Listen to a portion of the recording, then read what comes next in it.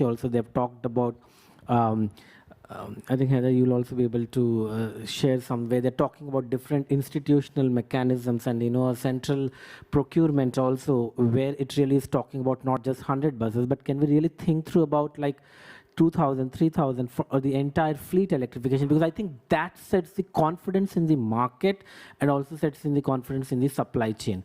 The real challenge is when we are saying that, oh, I want 30 buses. I think in Global South, that kind of a scale becomes difficult because you're talking about cities which are operating 5,000 buses, 10,000 buses. So even having a long-term vision becomes extremely, extremely important. Did you want to add anything, Heather? Sure, I'll just add, I think Pawan's comments already kind of alluded to this, but one of the biggest challenges with e-buses is that the upfront capital cost of the buses is so much higher than a traditional bus.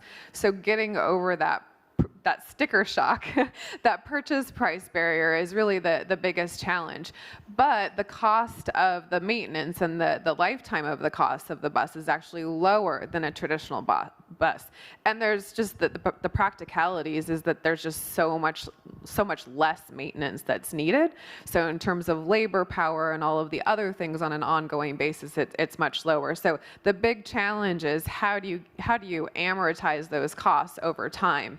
And so coming up with new structures like the ones that Pawan mentioned are really important. And basically, how do we restructure the contracts so that the financing becomes feasible and attractive? And Pawan mentioned a couple of examples, but I think at the core of it is basically the idea that you're not just buying the bus and the entire bus, but you're buying the outside of the bus, and you're basically leasing the battery. And often it's the bus and battery providers that are also the operators of the buses and the batteries themselves, because they know the battery best.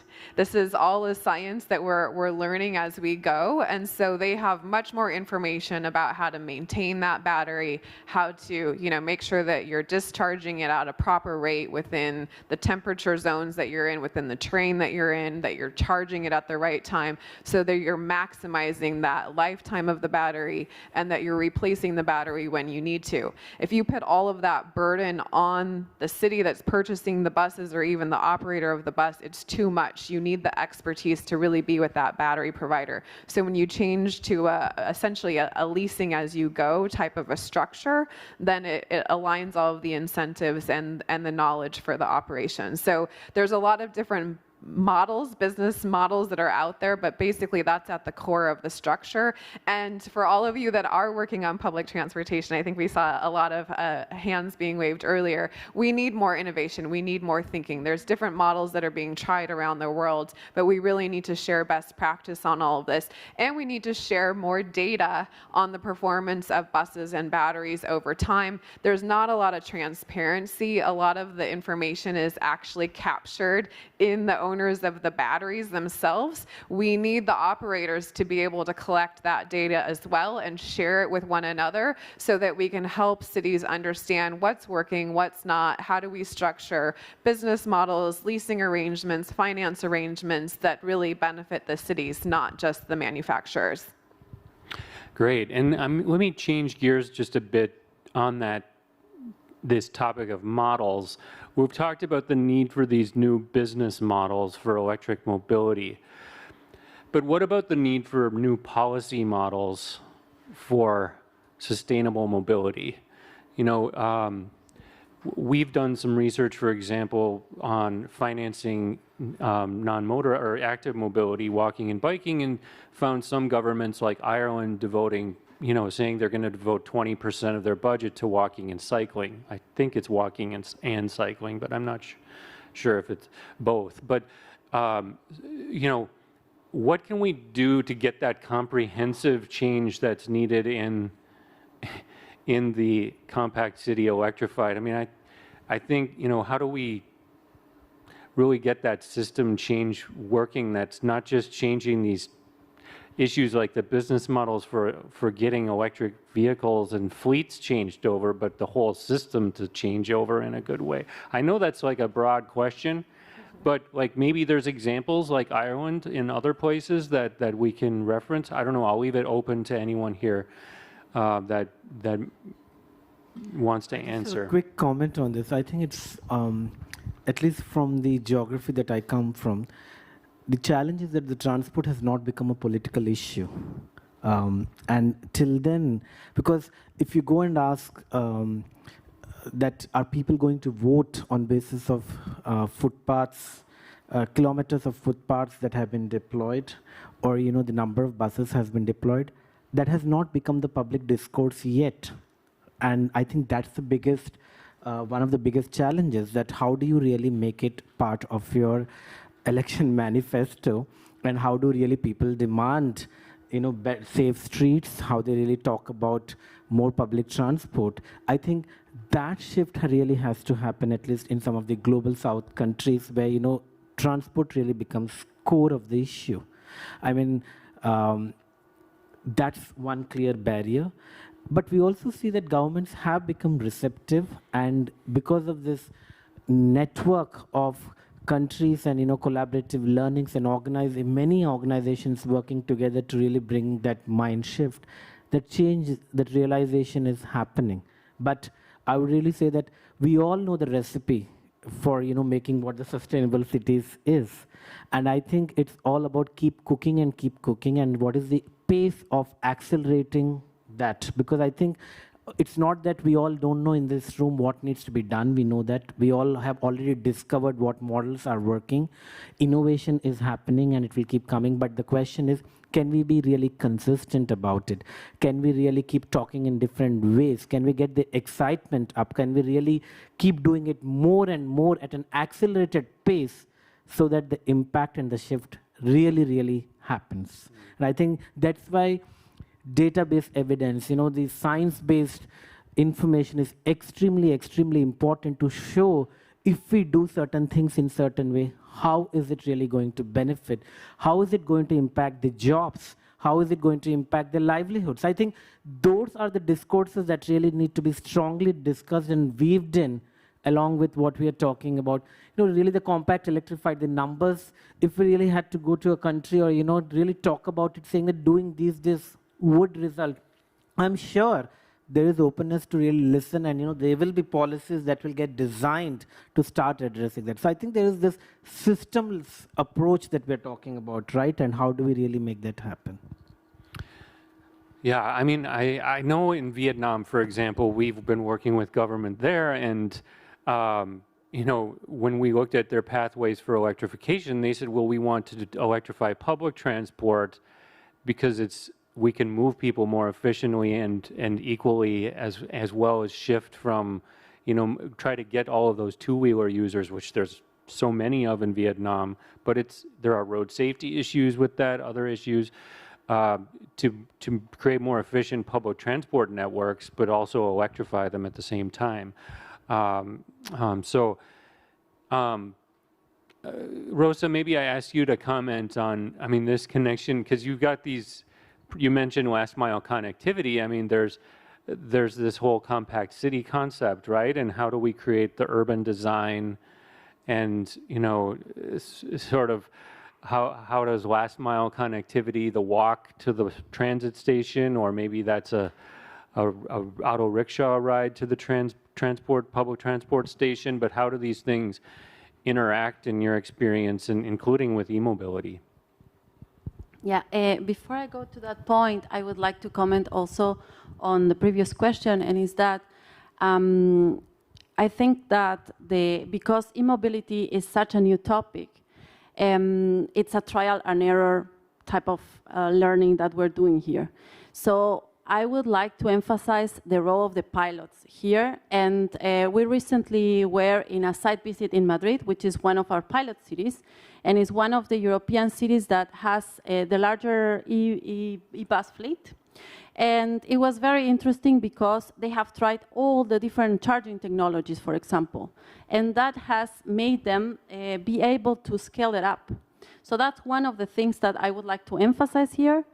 And the other thing is about the peer-to-peer exchange. So learning from that experience from Madrid, helps other cities, and learning from the experience of Santiago de Chile, the experience from Bogota, that have been trying the technologies since already a couple of years back. So that's already very important. So that's coming back to that question. And in terms of the connectivity, the integration, I think that's very, very important to, we all know it's not just electrifying cars. It's not just about that. It's not just changing the engine. It's improving the mobility system as such. And in that context, I think, for example, cycling, walking, improving the infrastructure for cycling and walking, and then also understanding that there are new mobility models, that there are new vehicle concepts, and integrating them. Because if we only talk about like bike lanes for bikes, we are already in the past, because now we have e-scooters, now we have electric bikes, now we have e-cargo bikes. So we need to plan for the city of the future, not for the city of the past. We need to include and think ahead and start including in the regulations all these type of vehicles that are coming along. So I think that's very important. Great. Can I think one example comes to mind here where I think the lights went on in the government when they realized kind of the fundamentals of some of the economics. So I'm thinking of the city of Jakarta, Indonesia, where they have one of the largest bus fleets in the world. Their system is the Trans-Jakarta system. They have a bus rapid transit system as the core. It's integrated into the metro system. They also have, we always talk about the quandary of the informal transit fleets, all the minibus fleets. Those minibus fleets were integrated to become feeder services into the core BRT service. So it made sure that we were keeping jobs for those local small minibus operators. So they have a very successful BRT system. The goal was to get 1 million passengers per day on the BRT system, which they accomplished just before the pandemic. I'm not sure where the numbers are now, but I think they're getting back to that 1 million per day level, which is huge because people think you can't move that many people on buses, but you can. But one of the fundamentals was the government's understanding that you really have to work on the walking and cycling environment if you want people to get on the bus. And it's not just about the service, it's about the economics. If you want this, we're talking about all the financial hardship that is in public transportation. Well, if you don't have any people on your buses and your metro, then you're not making any money, right? You got to get people onto the buses, onto the metro so that they can be financially sustainable. So that improvement in the walking and cycling environment around the bus stations, around the metro stations, just aids to the fact that you get more people onto your transportation systems. So not as good for the environment and good for people and good for accessibility, it's also good for the financial bottom line. So once you get that kind of click to go in, then the government really sees it as that system that we're trying to create. Yeah, I'm so glad you mentioned the informal transport because we only had a short time here, but it's glad you brought that up. So we have about 11 minutes left, and Marusha Kardama is going to be speaking for about 5 minutes on kind of where we're at in the road to COP27 and the climate dialogue. Why don't we take one quick question? I don't know if all panelists will get to answer on the one question from the audience, but if I saw a hand rose, so go ahead. Yeah, thank you. Well, I'm Karina. Oh, okay. But I'm loud, so. Hi, good morning, everyone. I'm Karina Niebla. I'm from Argentina, from Buenos Aires. I'm a journalist, and I'm really interested in transportation.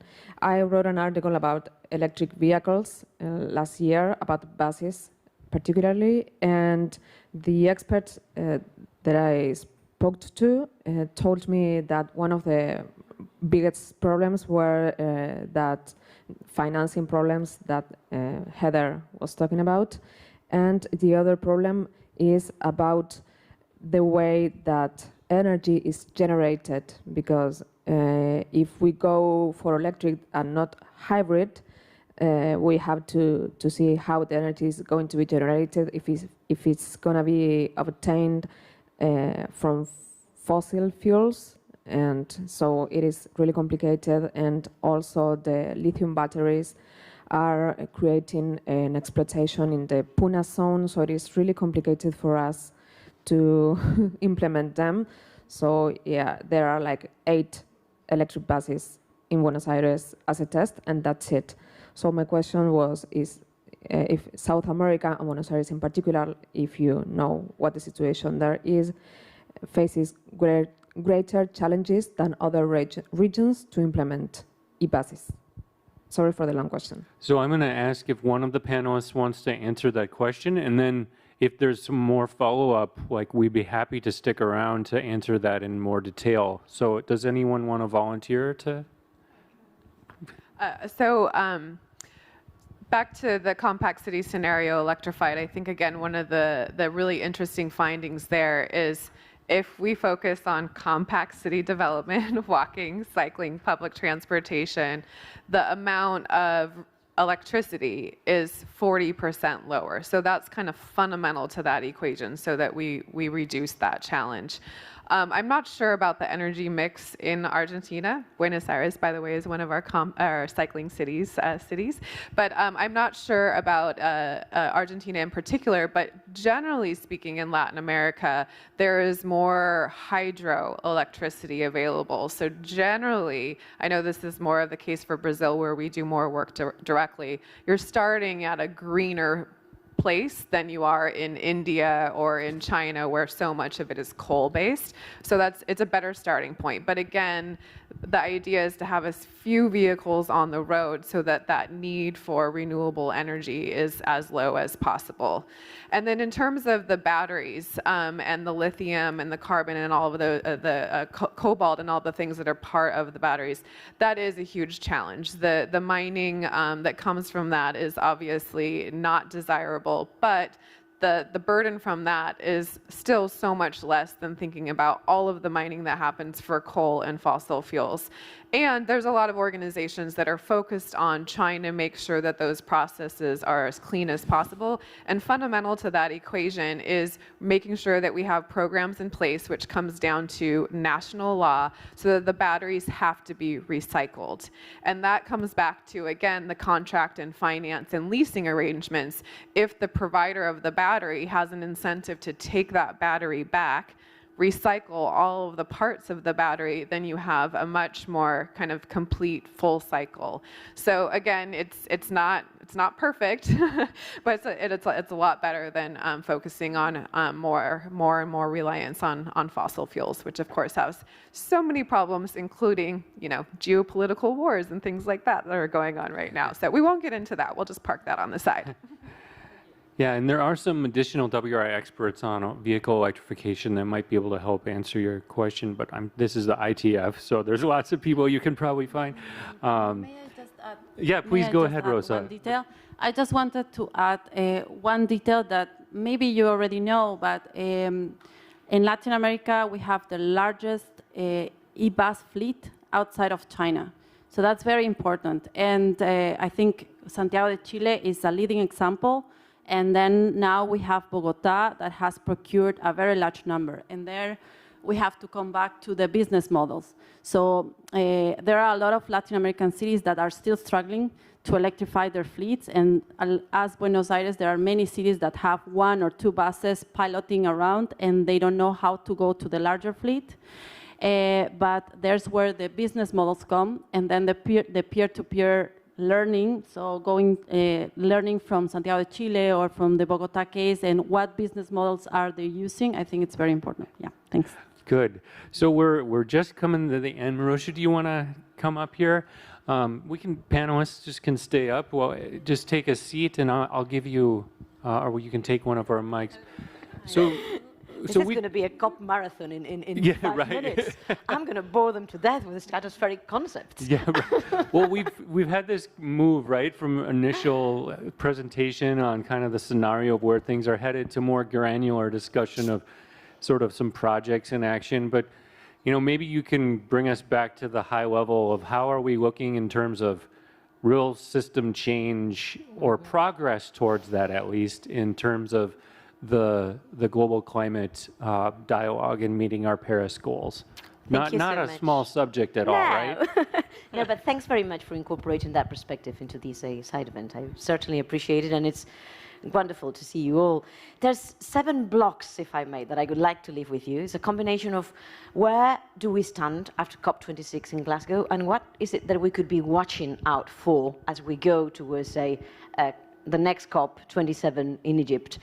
Let's think about that as well. It's the first African COP in a while, so that should really say something about what are the type of conversations that are going to happen when we go to Egypt later in the year. But the first thing I wanted to take stock on is that when countries met in Glasgow last year, they did acknowledge that the nationally determined contributions, so the national frameworks in which they indicate what are their pledges to reduce emissions, were not enough to meet Paris Agreement goals. Okay, we've seen countries recognize that in other occasions, but this is an interesting acknowledgement. And what does it mean for us in transport? Well, for us in transport, if we look at the latest round of nationally determined contributions that were submitted by the countries, I can tell you good news and less good news. I can tell you that certainly there's many more countries looking into a panoply of different measures for mitigation in transport, but I can also tell you that it's very much about efficiency in the systems, but it's not really about systemic transformation. I can tell you that there's good news about the governance. Those NDCs, nationally determined contributions, talk much more about integrating different stakeholders, making a cross-sectoral collaboration in governments. But for instance, I can tell you that they do not contain any enabling frameworks for the local action. And we know that all this decarbonisation, as we've heard you saying, is happening at the local level. And they do not contain very much about enabling the private sector engagement in all these either. I can tell you also that when we talk about avoid, shift, improve, well, improve is the thing, and electrification takes absolute pole position. So there's very little, or certainly not enough, about active mobility, for instance. I can also tell you that is all about passenger, but there's very little about decarbonisation of freight and resilience of freight transport systems as well. And I can finally also tell you that, we don't see those NDCs connecting the conversations on climate with the wider sustainability agenda. So we don't really see the connection between climate and the topic of the summit, fairer, more inclusive, more sustainable societies. So what to watch out for? Well, it's clear. Countries said this is not enough, this is not good enough in terms of mitigation targets, and they promised to review it before they would meet in Egypt later in the year. Will they, in the current geopolitical context? We do not know.